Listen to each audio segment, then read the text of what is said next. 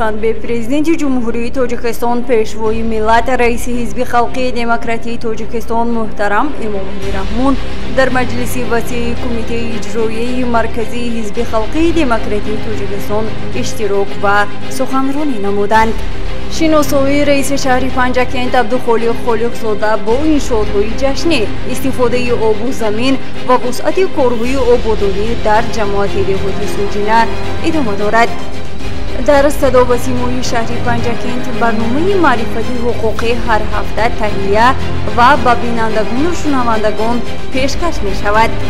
با افتخار 35 سالگی استقلالیت دولتی جمهوری تاجیکستان، شهر بوستانی پنجکند با بنیاد ده‌ها انشاءات‌های زمانوی آباد و زیبا می شود.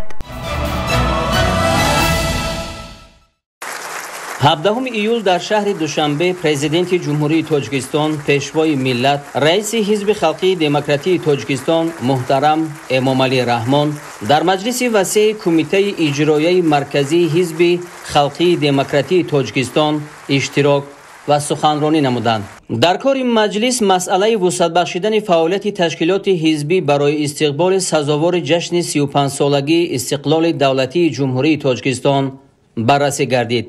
ضمن سخنرانی رئیس حزب محترم امامعلی رحمان تاکید نمودند که سال 2025 برای تاجیکستان و مردم شرفمند آن باز یک سال مهم و از لحاظ سیاسی سال تاریخی به حساب می رود. تاکید گردید که در آغاز سال معرکه مهم سیاسی انتخابات وکیلان به مجلس نمایندگان و مجلس های محلی در سطح بلند تشکیلی و سیاسی برگزار گردید. سطح و صفت برگزاری این چاره‌بینی و شرکت فعالانه مردم در آن بار دیگر تشکل فرهنگ سیاسی و بالاروی احساس وطندوستی شهروندان کشور را روشن نشان داد. برابر دولت ابراز داشتند که در این چاره‌بینی سیاسی حزب خلقی دموکراتی تاجیکستان در برابر دیگر حزب‌های سیاسی فعالانه اشتراک نمود. رئیس حزب ابراز داشتند که حزب ما از روزهای اول تأسیس یابی به مسئله‌های صلح و آرامی، وحدت ملی و جلب کردن اهالی به سازندگی و بنیادکاری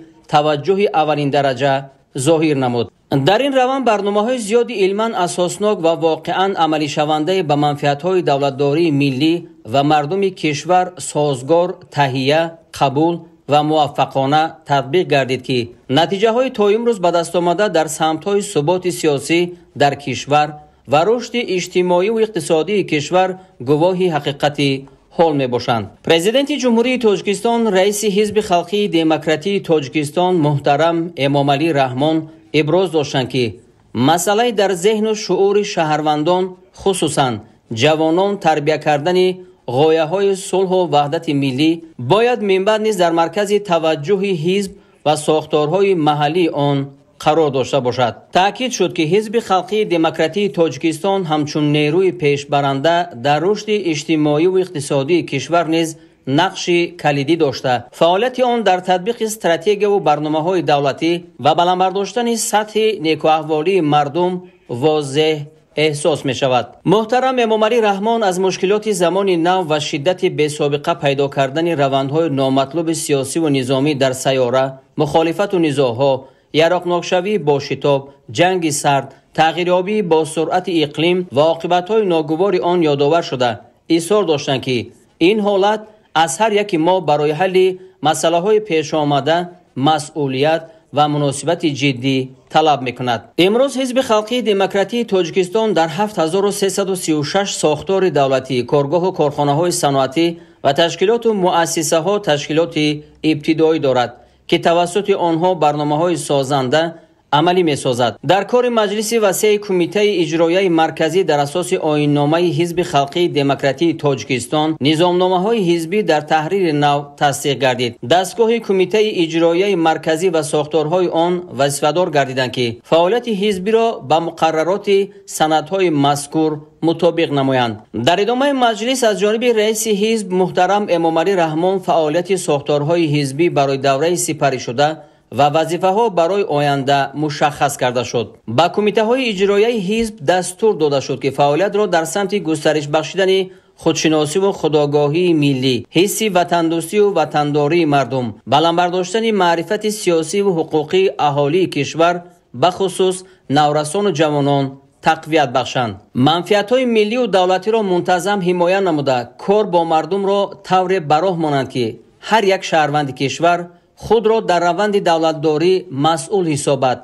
ماهیت و هدف خطرهایی را که به دولتداری ما و استقلال و آزادی آن تهدید می‌کند عمیق درک نماید و وظیفه خود را در تطبیق هدفهای دولت و حکومت کشور مستقلانه معین و مشخص کرده تواند. در همکاری دائمی با مقامات اجرایی محلی حکومت دولتی، ساختارهای حفظ حقوق، کار با جوانان و ورزش، زنان و عائله، دین و تنظیم جشن و مراسم، معارف و علم، تندرستی و حفظ اجتماعی اهالی، فرهنگ، مهنت، مهاجرت و شغل اهالی، کشاورزی و مدافع، فعالیت ترغیباتی و تشویقاتی را در دهات و محلهای زیست اهالی به طور دائمی و فراگیر براه مانند. همزمان همه تشکیلات حزبی وظیفه‌دار گردیدند که کارهای تبلیغاتی و تشویقاتی را در سمت عملی‌گردانی هدفهای برنامه‌ای حزب خلقی دموکراتی تاجیکستان وسعت بخشیده در تطبیق قانون جمهوری تاجیکستان درباره تربیت و تندرستی شهروندان همکاری دائمی و مشترک را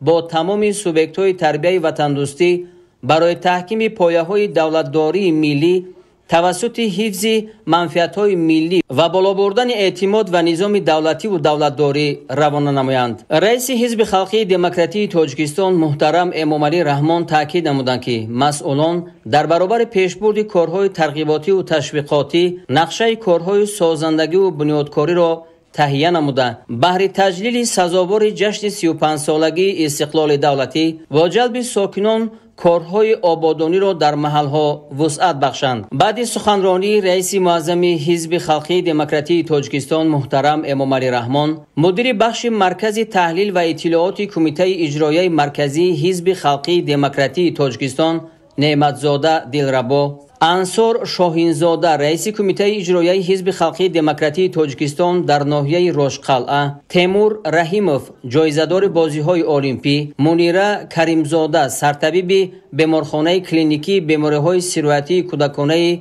شهر دوشنبه، فرزانه حافظزاده مدیر بخش کار با زنان و عائله شهر بوستان و دلاور سعدالله‌اف آموزگار فن زبان انگلیسی مؤسسه تحصیلات میانه عمومی رقم 8 ناحیه دنغره ولایت ختلان سخنرانی نمودند. از روی مسئله های محاکمه گردیده قرارهای دخلدار قبول گردید. در جنبست کار مجلس وسیع کمیته اجرایی مرکزی حزب خلقی دموکراتی تاجیکستان رئیس معظم حزب محترم امامعلی رحمان ابراز داشتند که در شرایط امروزه تاجیکستان آزاد و صاحب استقلال که با مردم وطن دوست آن با قدم‌های استوار و دل و نیت نیک به سوی پیشرفت و شکوفایی حرکت می نمایند، همه راهبران و مسئولین حزب را لازم است که تمام قوه و مهارت و استعداد اعضایانش را برای توسعه و تقویت بخشیدن وحدت ملی، ثبات سیاسی و امنیت، ولایت قانون، مبارزه به امان بر ضد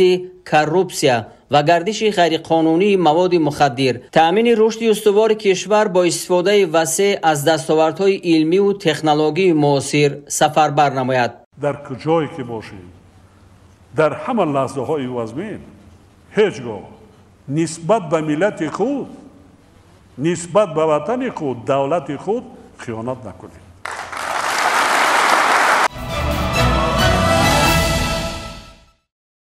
با مقصدی در سطح بلندی تشکیلی و معنوی سزاوار استقبال گرفتن 35 سالگی استقلالیت دولتی جمهوری تاجیکستان از جانب مقامات اجرایی و حاکمیت دولتی شهر پنجکند در شهر در دایره نقشه چاره‌بینی‌های تصدیق گردیده کارهای عملی پیوسته راه اندازی کرده می شوند. طبق نقشه چاره‌بینی‌ها رنگ‌وبار بینایی و انشاءات‌ها به نقشه گرفته شده آنها با مرام جریان دارند. ضمن سفر کاری خود رئیس شهر پنجکند عبدالخالق خالقزاده در جماعت دهاتی سوجینه شهر از رفت کارهای آبادانی دیدن نمود.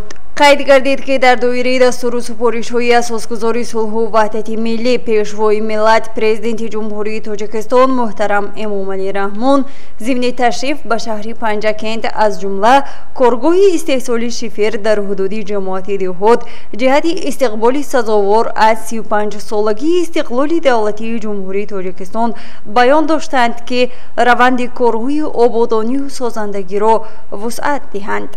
رئیس شهر عبدالخالق خالقزاده با رفت بنیاد تالاری ورزش در مؤسسه تحصیلات میانه عمومی رقم 69 در دهه دشت که با سهم گذاری صاحبکاران و ساکنان دهه ساخته می شود شناس گردید و برای در مهلت کوتاه انجام دادن ساختمان آن به مسئولین دستور سپارش داد. سال گذشته در نزد این تعلیمگاه با دستگیری مقامات اجرایی و حاکمیت دولتی شهر و سهمگذاری صاحبکاران و ساکنان 14 صنفخانه علاوه‌ای ساخته مورد استفاده قرار داده شده بود. عبدالخالق خالقزاده از رفت کار در اینجا آشنا گردیده و مسئولین جهت تعمیر صنفخانه ها تا سال نو تحصیل سپارش داد. در این بازدید همچنین با رفت کارهای آرایشی در مرکز خدمت رسانی صاحبکار مشرب اگنبردیف آشنا گردیده. ضمن بازدید از رفت کشتی تکراری در خواجگی‌های دهقانی به کشاورزان برای در مهلت مساعد طبق قاعده‌های اگروتکنیکی ادامه دادن آن مصلحت داده شد. گزارشی مرتبه رحمانوه و شاه حسین صالحов.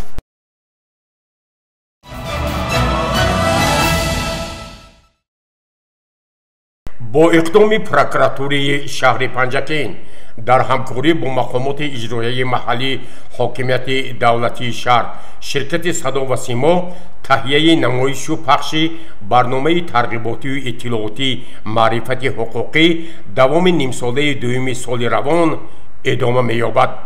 برنامه نوبتی معرفت حقوقی با اشتراک معاونان رئیس شهر پنجکند مراد شکرزاده، ارکن خوشبخت‌زاده، پروکرور شهر پنجکند، مشاور عدلیه درجه 1 اسکندر رحمت‌زاده، رئیس کمیته اداره زمین عظیمجان اکراموف، سردار کارخانه فرعی دولتی به حسابگیری مال و ملک غیر منقول اسلام‌الدین عثمانوف، سردار اداره بهداشت زمین و آبیاری حوزه دریای زرافشان عبادالله منصورزاده، نماینده ریاست کشاورزی شهر پنجکند عبادالله متعیلوف، در تهیه روزنامه‌نگار عباس همراهزاده، نواربردار و تنظیمگران تلویزیون سیما شاه حسین صالحов طلبشاه توشیف تهیه گردیده.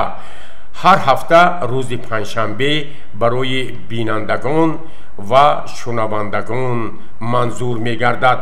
مورد ذکر است که از طرف رهبریت شرکت سیما و صدای شهر پنجکند برای ادامه این برنامه در اساس نقشه همکاری با پروکراتور شهر پنجکند تدبیرها منتظم عملی می شود. برنامه های نوبتی معرفت حقوقی با اشتراک رهبریت و نمایندگان کارخانه فرعی دولتی خواجگی منزلی و کمونالی، کارخانه فرعی دولتی آبرسانی و کانالیزاسیون شهر پنجکند، مؤسسه دولتی رکلام بیرونی آرایشی و چراغانسازی شهر پنجکند هفته آینده منظور شما می گردد.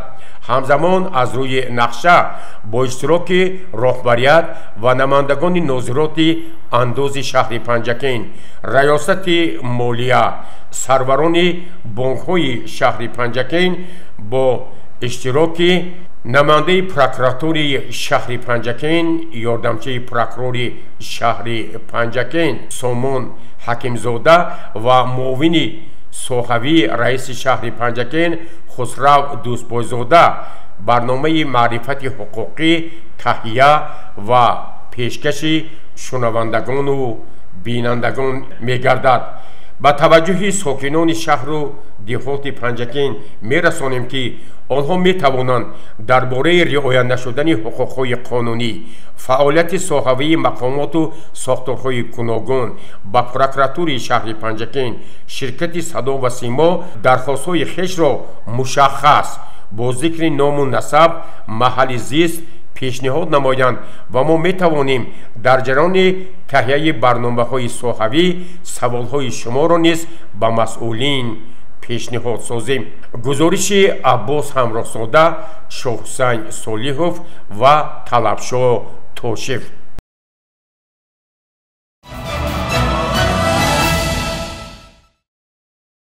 بنیادکاری و سازندگی در همه دور و زمان از اعمال نیک محسوب می‌یابد و به معنی هم واژه‌های پسندیدند و دلپذیرند که با شنیدنشان گلگشت و خیابان‌ها، قصر و کوشک‌ها، راه و شاهراه‌ها، نقب و آبانبارها، خانه‌های بلندآشیانه و دیگر شاهکاری‌های منسوب به دست انسان پیش نظر می‌آیند. پنجکент یکی از شهرهای قدیمه بوده تاریخی بیش از 5500 ساله را دارد. باعث سرفرازی است که آن سال تا سال آباد و زیبا، مساحتش وسیع‌تر و شماره اهالیش بیشتر گردیده ایستاده است. حالا که ما در عرفه تجلیل جشن باشکوه 35 سالگی استقلال دولتی جمهوری تاجیکستان قرار داریم و آن را باید با دستاوردهای ارزنده مهنتی سزاوار استقبال گیریم. نشاط انگیز است که نسل امروز از گذشته خود می‌بالد و رسوم نیاکان و تعلیمات عالم شمول آنان را مورد آموزش و بهره برداری قرار می‌دهد که نمونه واضح آن را می‌توان مشاهده کرد. رشد و نموی بی‌سابقه شهر باستانی پنجکент، زیبا و پیراسته شدن آن دلیل نقطه‌های بالایند که از جانب مقامات اجرایی محلی، حاکمیت دولتی شهر و صاحبکاران وطندوست راه اندازی می‌گردد. شیناندن گل و بوته‌های آرایشی و سبز خرم گرداندن محیط اطراف پیش از همه آباد و زیبا گردن شهر باستانی پنجکент و بهتر شدن وضع اکولوژی مساعدت می‌کند.